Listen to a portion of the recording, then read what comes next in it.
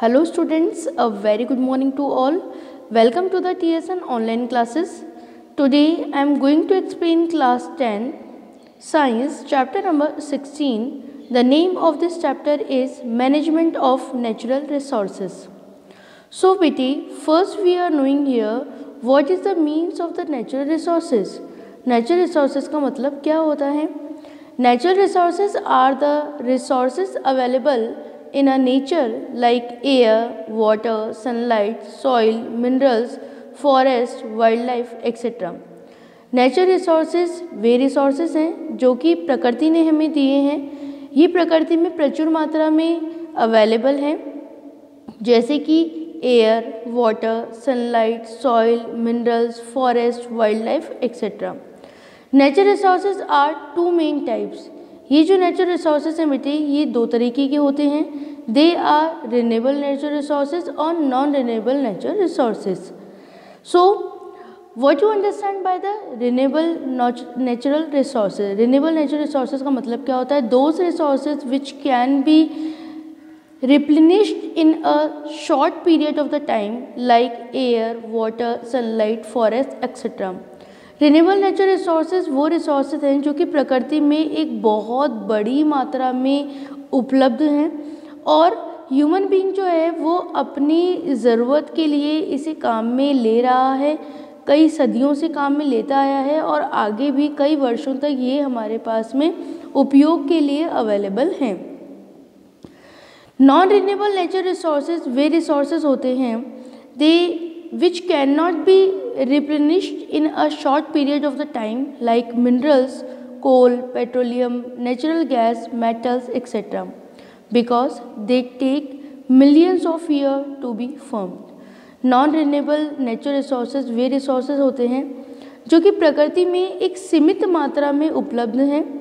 यदि हम बहुत लंबे समय तक इनका उपयोग करते रहेंगे तो एक वक्त ऐसा आएगा कि ये प्रकृति में से ख़त्म हो जाएंगे और आने वाली जो पीढ़ी है, आने वाली जो जनरेशन है, उनको ये उपयोग के लिए अवेलेबल नहीं हो पाएंगे। जैसे कि मिनरल्स, कोल, पेट्रोलियम, नेचुरल गैसेस और मेटल्स, ये सब हमें प्रकृति के द्वारा एक सीमित मात्रा में ही उपलब्ध हैं। कई सालों पहले से मानव अपने उपयोग के लिए इन्हें काम में लेता हुआ आ रहा है, लेकिन यदि इनका पूरी तरीके से मैनेजेबल रूप से यदि इनका उपयोग न किया जाएगा तो आने वाले तकरीबन 50-60 वर्षों के अंदर ही कोल और पेट्रोलियम, नेचुरल गैसेस जो हैं वो प्रकृति में से ख़त्म हो जाएंगे, क्योंकि इन्हें फिर से बनने में मिलियंस ऑफ ईयर्स का वक्त लगता है। बेटे, आपने क्लास 8th में चैप्टर नंबर 5 हमें दिया हुआ है पेट्रोलियम और कोल रिलेटेड, तो आपने उस चैप्टर के अंदर स्टडी किया होगा कि हमने वहाँ पर हिस्ट्री स्टडी किया था कोल और पेट्रोलियम से कि कैसे बनते हैं।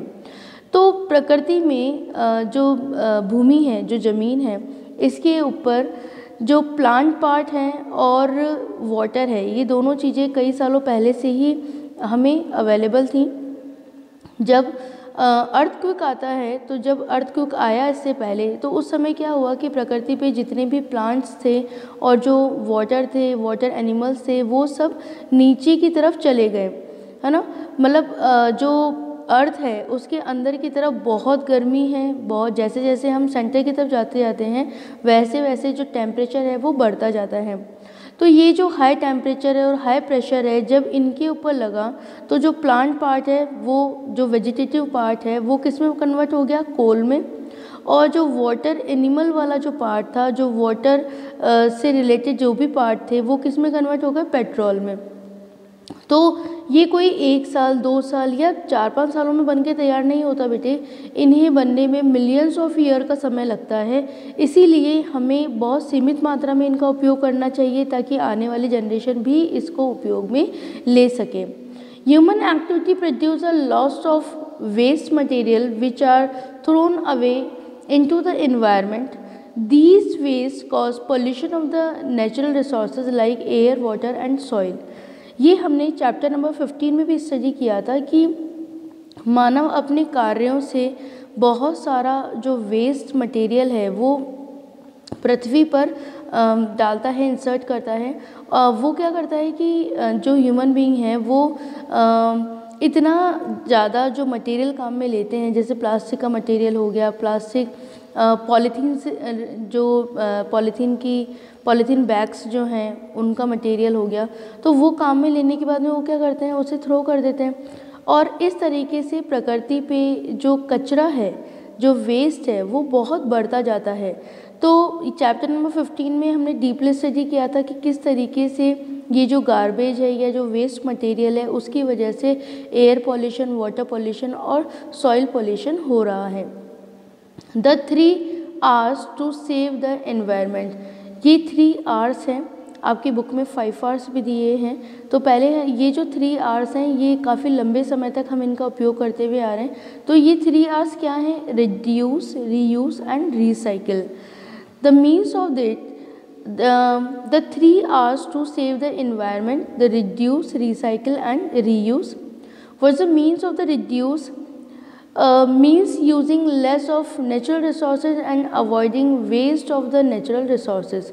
रिड्यूस का मतलब होता है कि जो नेचुरल रिसोर्सेज हैं उनका उपयोग हमें कम से कम करना चाहिए और जो वेस्ट है उसे अवॉइड करना चाहिए कि नेचुरल रिसोर्सेज के अंदर हम हमारी तरफ से कोई भी वेस्ट जो है वो इंसर्ट न करें, कचरा जो है वो ज़्यादा प्रोड्यूस ना करें। हम प्रकृति से ही बनने वाली चीज़ों का सबसे ज़्यादा उपयोग करें ताकि वो खुद ही जो माइक्रो ऑर्गेनिज्म है वो उसे डिकम्पोज करके उसे स्लरी के अंदर या कंपोस्ट के अंदर कन्वर्ट कर दे। Now recycle, the means of the recycle, the material like the paper, plastic, glass, metals etcetera use to making things can again be use for making new things instead of the synthetic of the extracting new paper, plastic, glass और metals. यहाँ पे recycle का मतलब ये है बेटे कि जो भी आप पेपर, प्लास्टिक या ग्लास, मेटल से बनी हुई कोई भी प्रोडक्ट का जो आप यूज़ कर रहे हैं तो आप उसका रिसाइकिल कर लें। जब वो उपयोग में नहीं आ रहे हैं, जब उनका उपयोग करने का जो सामर्थ्य है वो ख़त्म हो गया है, तो हम उसे क्या कर रहे हैं, रिसाइकिल कर लें। जैसे कि आपने पेपर के बारे में स्टडी किया होगा कि जब हम पेपर है जो काम में अब नहीं आ रहा है तो हम उसे क्या करते हैं, वापस से उसका रिसाइकिल कर लेते हैं। और रिसाइकिल करने वाला जो पेपर है उसे हम अपने जो दैनिक युग में हम रिटर्न वर्क कर रहे हैं, हम प्रैक्टिस वर्क कर रहे हैं, उसके अंदर हम उपयोग कर लेते हैं। पेपर मैशी भी इसी का ही एक रूप है कि हम पेपर का रिसाइकिल करके पेपर मैशी के रूप में उसे काम में ले रहे हैं। ठीक ऐसे ही जो मेटल्स हैं उनका भी हमें रिसाइकिल करना चाहिए। इसके अलावा रीयूज़ का मतलब क्या है? Means using thing again and again like the plastic bottles in which we buy jams, pickles etcetera can be again use for storing things in the kitchen. Reuse का मतलब है कि आपने कोई प्रोडक्ट मार्केट से ख़रीदा है, जब उसे आपने काम में ले लिया है, वो जो बॉटल है वो एम्प्टी हो गई है, तो आप उसको फिर किसी और काम में ले लें। जैसे कि ग्लास बॉटल है या प्लास्टिक का बॉटल है तो आप उसके अंदर कोई भी किचन में जो भी प्रोडक्ट हमारे पास काम में आ रहे हैं उसे हम स्टोर कर लें और बहुत लंबे समय तक उसे काम में लेते रहें। उसके बाद में जब वो ख़राब हो जाए तब हम उसे थ्रो करें। तो इस तरीके से प्लास्टिक या जो ग्लास है उसका हम रीयूज़ करते जाएंगे तो भी प्रकृति के अंदर जो वेस्ट है वो बहुत कम थ्रो होगा, बहुत कम जाएगा। इससे हमारी प्रकृति जो है वो सुरक्षित बनी रहेगी और सॉइल, एयर और जो वाटर पोल्यूशन हो रहा है वो हम हमारी तरफ से कहीं ना कहीं ऐसे छोटे छोटे कार्यों से उसे कम कर सकते हैं। पोल्यूशन को बढ़ावा नहीं मिलेगा इससे। नाउ सब कॉन्सेप्ट है हमारे पास में। Why do we need to manage our resources, हमारे रिसोर्सेज को हमें मैनेज करने की ज़रूरत क्यों है? all the time we use and consume are obtained from natural resources due to increase in population, industrials and the urbanization. The demand of the natural resources is increasing and their availability is limited. कल कारखानों में या जो population दिन पर दिन बढ़ती जा रही है उनके उपयोग के लिए उनकी जितनी भी ज़रूरतें हैं उनको पूरा करने के लिए जो नेचुरल रिसोर्सेज है इनका उपयोग दिन पर दिन बढ़ता जाता है। और लेकिन हमें ये पता है कि प्रकृति में तो ये बहुत लिमिटेड मात्रा में उपलब्ध हैं, इसीलिए हमें इनका मैनेज करना बहुत ज़रूरी है। So there is a need of the proper management of the natural resources, इसीलिए नेचुरल रिसोर्सेज का प्रॉपर मैनेजमेंट बहुत ज़रूरी है। The proper management of the natural resources consist of the judicious use of the natural resources and the avoiding waste of the natural resources. Second, long term planning. Third, long term planning for the use of the natural resources so that it lasts not only for the present but also for a future generation. The explosions of the natural resources should not be for the benefit of a few people but should be distributed equally for all. Next, the exploitation of the natural resources should not be for the benefit to a few people but should be a distribution equally for the all. And the fourth is the while extracting the using natural resources, we should also plan for the safe disposal of the waste so that no damage is caused to the environment. सो यहाँ पर ये जो question है कि हमें क्यों ज़रूरी है नेचुरल रिसोर्सेज का मैनेज करना, management of natural resources why we need, तो यहाँ से आपका जो क्वेश्चन है 2 मार्क्स का और 3 मार्क्स का पुटअप हो रहा है कि जो नेचुरल रिसोर्सेज हैं उसमें हमें अवॉइड करना है वेस्टेज को, लॉन्ग टर्म प्लानिंग करनी है कि हम इनको किस तरीके से काम में ले सकते हैं। इसके अलावा बहुत ज़रूरी है कि हम इक्वली डिस्ट्रीब्यूशन करें। एंड फोर्थ जो दिया हुआ है कि सेफ डिस्पोजल वेस्ट जो हैं उनका हम लोग उपयोग करें, इससे नेचुरल रिसोर्सेज का मैनेजमेंट हम कर सकेंगे। नाउ द नेक्स्ट इज सब concept of the 16.2 forest and the wild life. So firstly आपके पास में जो क्वेश्चन पुटअप हो रहा है वो है इम्पॉर्टेंस ऑफ फॉरेस्ट। फॉरेस्ट की क्यों ज़रूरी है, एक ह्यूमन बीइंग के लिए फॉरेस्ट का होना क्यों ज़रूरी है। First, forest haves to preserve biodiversity. Forest जो है वो बायोडाइवर्सिटी को प्रिजर्व करने में मदद करते हैं। Forest are natural habitat of the plants and the animal, ये प्लांट्स और एनिमल के नेचुरल हैबिटेट हैं। Forest provides timber, wood, fuel, medicines, food etcetera. Forest जो है वो हमें मूल्यवान लकड़ी देते हैं, फ्यूल देते हैं और बहुत सारे जो मेडिसिन्स हैं वो भी हमें फॉरेस्ट से ही मिलती हैं। Forest have to maintain ecological balance. Forest जो है वो इकोलॉजिकल बैलेंस को बनाए रखने में मदद करता है। Forest have to control a climate and rainfall.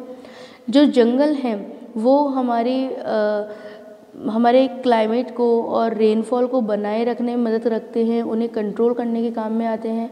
Forest help to prevent soil erosion and controls fluids.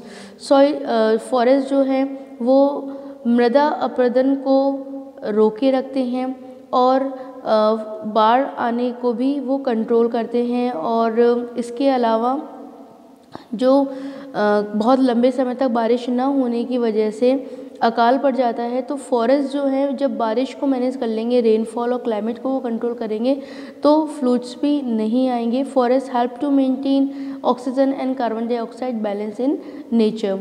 तो जो फॉरेस्ट हैं वो ऑक्सीजन और कार्बन डाइऑक्साइड का बैलेंस बना के रखते हैं प्रकृति में। तो इस तरीके से फॉरेस्ट जो है वो हमारे जीवन के लिए बहुत ही ज़्यादा इम्पॉर्टेंट है। ये जो बायोडाइवर्सिटी हम देख रहे हैं वो फॉरेस्ट की वजह से ही प्रकृति पर बनी हुई है। ये जो एनिमल्स हैं उनका नेचुरल हैबिटेट है, बर्ड्स का नेचुरल हैबिटेट है, इसके अंदर ह्यूमन बीइंग का कोई भी इंटरफेयर नहीं होता, इसीलिए ये एक नेचुरल बायोडाइवर्सिटी को क्रिएट करते हैं।